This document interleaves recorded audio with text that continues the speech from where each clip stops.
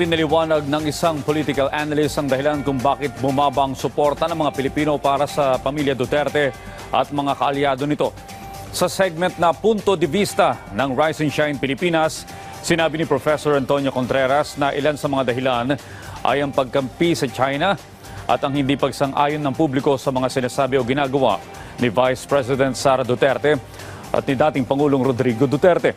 Tatandaang batay sa tugon ng Masa Survey, bumaba sa 15% ang bilang ng mga Pilipino na sumusuporta sa pamilya Duterte at kanilang mga kaalyado, habang 38% ng mga Pilipino ang ikinukonsidera ang kanilang mga sarili bilang pro-Marcos.